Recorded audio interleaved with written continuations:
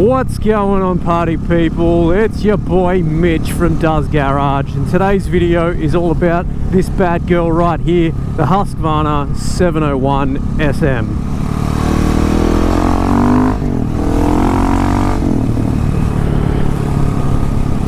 Now, I've had this guy for about a month now, and I think it's time to give you guys an update, my thoughts, a review, let's call it. Nobody cares. A 1 month review of this bike. So this is a 2017, so it is one of the earlier editions of it. Obviously there's been a lot of improvements since then. Well, some will disagree, but I'm going to say there's been electronic improvements, quick shift and stuff, but we'll get stuck into that in just a moment. So I've done some bike nights, I've done commuting, I've done a track day on it, I've done a bit of everything that I've kind of needed to do as quick as I can to give you guys a fast update, because in the world of YouTube you got to be on this. So first things first, power. Holy shit, this thing is just heaps of power. It does have mods, but we are going to touch base on that shortly.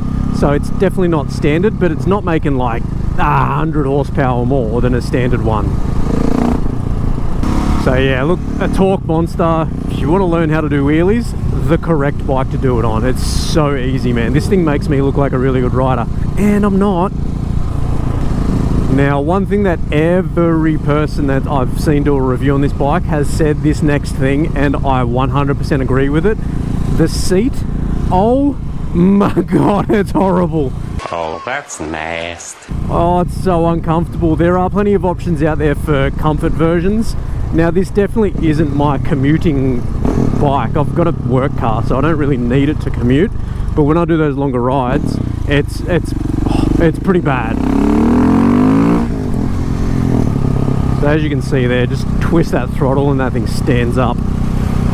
So yeah, look, comfort's clearly not its strong point, but I don't care.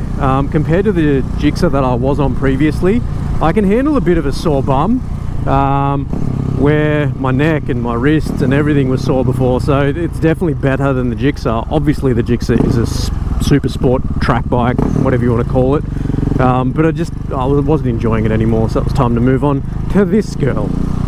Now, there's a petrol station. Fuel economy. So this bike has got some mods, like I said, full titanium exhaust, their intake, airbox, delete, a few other things, power commander. I'm going to go through a full list one stage eventually. It's coming up soon, because I do have some other things on the way. But on that point, we're going to get to a really, really important thing about owning this bike in just a moment. So fuel economy, not great. If you want to commute on this bike and you want it to be tuned the way this is, not good. You're not going to enjoy it. You're going to get a couple of 100 kilometers to a tank, which I don't even know how big it is, but anyway, it's definitely wasn't purchased for that anyway, so I don't really care. But if you are looking to commute, probably not the perfect bike. Now, there are a few things I do miss from having a Japanese bike, and that's a rev gauge, like RPM meter, like tachometer. There's nothing here. There are upgrades available. I am looking into which one I want, because there's so many types out there. But on that note, it is really hard to find parts for this thing in Australia. Like, I mean really hard. This bike's got a lot of the Rottweiler stuff, which is like, it's so expensive for shipping. I wanted to get the little bag that goes under here, if you know what I'm talking about. When you do the airbox delete, you can put a little sort of storage bag under the seat, but $45 shipping for a bag, I just can't justify it. And honestly, I didn't want it that bad, so I'm like, whatever, I've dodged up a little cable tied bag under there, it works. But getting parts for this thing, really, really tricky. I mean, if you're in Europe, I'm sure it'll be a lot easier, or possibly even the States. I've seen a few companies there, but in Australia, nothing. It's bad. So if you do want something, it's overseas, you got to wait, crazy shipping times. I have ordered some parts for this, because there's definitely a few things it needs, and it's taking longer than I would have liked, so I can't show you guys stuff yet. But there's stuff it definitely needs, but you'll see. Just sit tight for that. Yeah, just light red. Thankfully this bike was very well modded when I got it. There's just little things I want to change or fix or whatever. So for me, not a massive issue.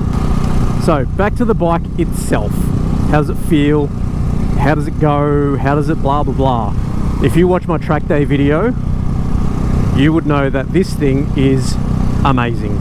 It honestly made me look like a really good rider at the track around very experienced riders. I do have experience on a bike, but not on the track. So if you are a fairly novice rider but can ride a bike with power, great bike for the track. It's definitely not a beginner's bike because of the power. You twist that throttle, it's going to flip, and no one enjoys that.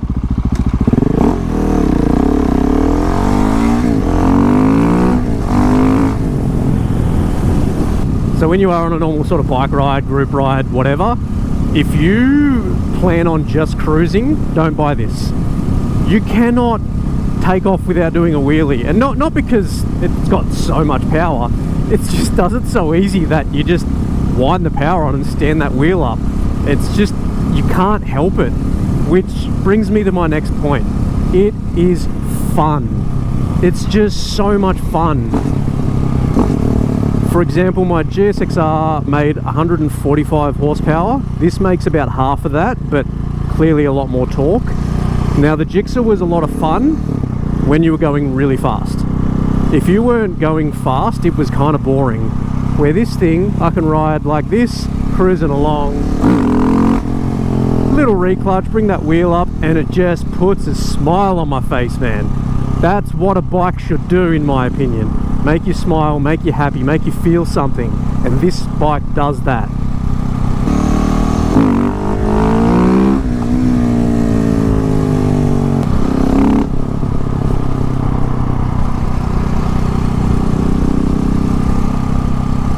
So again, to the mods, this thing really needs a quick shift. It does have like a Cush hub and a slipper clutch, but on that track day I missed a couple of gears because I was mid-corner, and I'm so used to having a quick shifter on the Gixxer that I was just trying to bang through gears and it just wouldn't do it.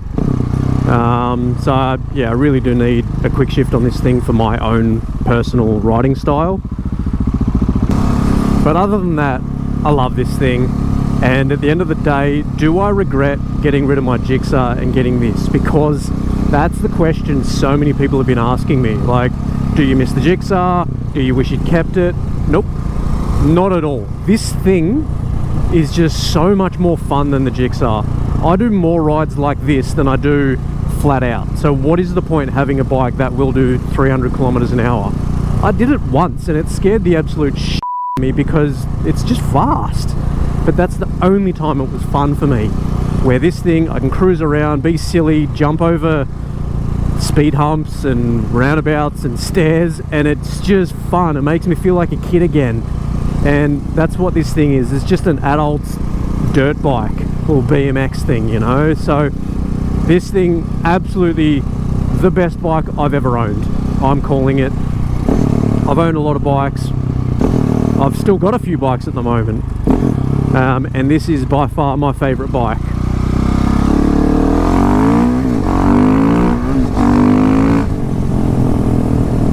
Because it does that. Oh, it's just fun, man. And if you need to cut through a park, you can absolutely do it.